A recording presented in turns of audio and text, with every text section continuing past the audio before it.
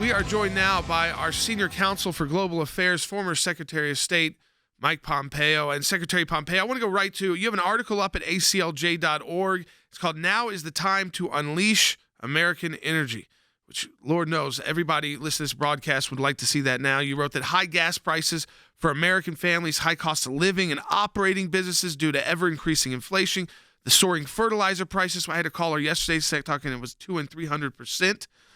Increase in fertilizer prices for American farmers, devastating war in Ukraine. They're all difficult realities Americans are having to grapple with right now. But you argue that all could have been avoided. How could we have avoided it? Jordan, some things just happen sometimes, but this one was foisted upon us by an administration that put the green climate agenda ahead of the American people. And so all the list of things you just ticked off, whether it's the cost to fill your car at the gas station or what will trickle through to food prices for chicken and beef and everything that depends on fertilizer that is basically natural gas in many instances. These are things that impact families across every economic strata all across the nation. And it happened because the Biden administration wanted to live in a fantasy land, a land where sunshine and wind were going to drive American energy. We know that's not affordable for most families. We know it doesn't actually deliver, and it created enormous risk to families all across the country. And we see what's happening in Europe today. This was a direct result of a choice made by the Biden administration. It's the tragedy that didn't have to be. These were political costs that are being driven through American families today, not ones that are a result of economic activity. Yeah, and I want people to see it up at aclj.org, your piece. Now is the time to unleash American energy. It's up there at aclj.org. But we saw yesterday historically high inflation numbers, and you tweeted out, inflation is at its highest point in over 4 decades. This is a tax on the American people, especially families who are paying for Biden's failures. We can make things a lot better right now by embracing our domestic natural gas, oil, coal, and nuclear energy. When you look at those numbers yesterday, they were pretty shocking. We spent almost the entire broadcast going through these numbers and the stats there and really kind of what it would look like if those numbers continue for the American people. I mean, how dire to you do these numbers look? I mean, we hear it every single day on this broadcast. When we talk about that issue, we hear from people vast different issues, whether they're business owners or work at a company, big companies, small businesses. It's affecting everybody. Jordan, it's everywhere. And my fear is it's going to get worse, that what we're seeing is just the tip of the iceberg. When you constrict the American economy in the way that they have, when you deny the simple things like fracking and producing American energy, you're going to see these costs just push through and continue to put a burden on American workers, American manufacturing companies, businesses, and the people who work in those places. You can fix this too. That's the good news. The Biden administration could reverse course. It could allow the Keystone Pipeline to be completed. It could stop these silly set of rules that are the ESG rules that cause people not to want to invest in the next generation of American affordable energy. Those are the kind of things that we did for 4 years in the Trump administration. We had low gas prices. People could afford to heat their homes. All the things that people had frankly come to take for granted for 4 years have now been upended because of this, the idea that Greta's got it right and the American people have it wrong. If we go back to the basics of how to build our economy, we'll let the good people of Pennsylvania and Texas and West Virginia and Kansas produce the energy for America that will make sure that American families can afford to do all the things that they've been able to do for all these years before the Biden administration upended it. You know, the administration, though, Secretary Pompeo, they're just blaming Putin. It feels like when they did that and they came out ahead of those inflation numbers being released and they said, oh, this is the Putin inflation, this is all Putin's fault, that was it. They didn't say they're going to try to do anything. I mean, that's very concerning to our folks, the ACLJ, and our listeners, our supporters, when they just heard blame Putin, but no policy changes.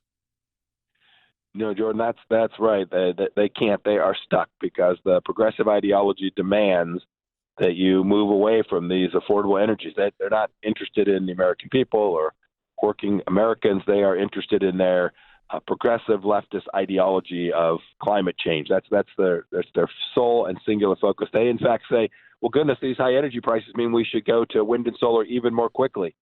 Jordan, it just doesn't work. The math isn't there. The infrastructure isn't there. It's not possible to do that. The only solution, the only way to get these energy prices, and it's not just gas and heating. It's going to flow through the cost of your clothes, everything, the electricity that you use in your everyday life.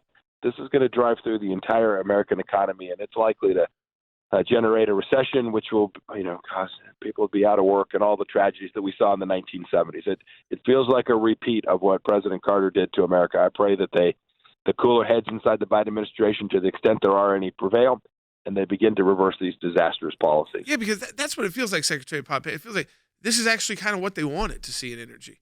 I mean, they did reports on their Green New Deal, their studies, and they said, to get to where we need to be to get Americans more interested in electric cars and other sources of energy, oil will probably be at $100 a barrel. Well, here we go.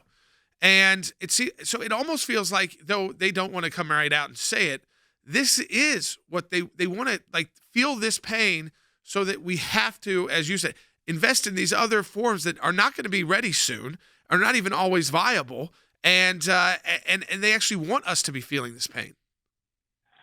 There's no doubt there are those in the progressive movement that view this disaster, the pain that families are feeling, they view it as opportunity. They view it as their window, this chance to ultimately achieve what they wanted, which is to convert America to this unaffordable energy source and then take down the American economy as a result of that. I don't think there's any doubt that there are some who believe it.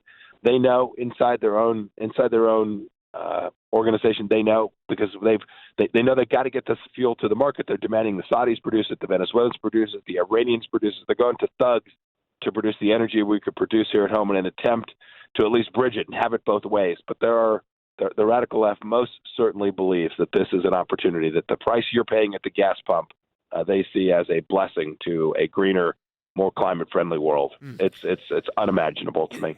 We know the Russian sanctions haven't really stopped the Russian global energy sales. We were kind of a standalone country in that. We've also seen the ruble recover. So as long as Russia, just switching there a bit, it keeps selling, but it all gets the oil and gas issue too around the world. Is the move by the Biden administration actually hurting Americans more than Putin at this point, because we didn't get the buy-in from the international community? I saw this for 4 years. When there are gaps left in sanctions, the bad guys will drive a truck through them. And the sanctions that the Biden administration put in place had big gaps. It had gaps with their financial services industry. We left some of the banks unsanctioned. It was just the United States that said, we'll stop buying Russian energy. The Europeans said, well, in a few months, we'll stop buying Russian coal. They buy very little. So, yes, Vladimir Putin is not feeling this. The ruble has not been impacted. That tells you that these sanctions have been ineffective because they've been incomplete. You have to make a decision if you're going to actually be serious about not only applying the sanctions but enforcing them. And to date, the Biden administration has not done that, and Americans are paying the price for it. Secretary Pompeo, as always, it's great to have you on the ACLJ team as a senior counsel for Global Affairs. Folks, I want you to check out Secretary Pompeo's new piece up at aclj.org. Now is the time to unleash American energy.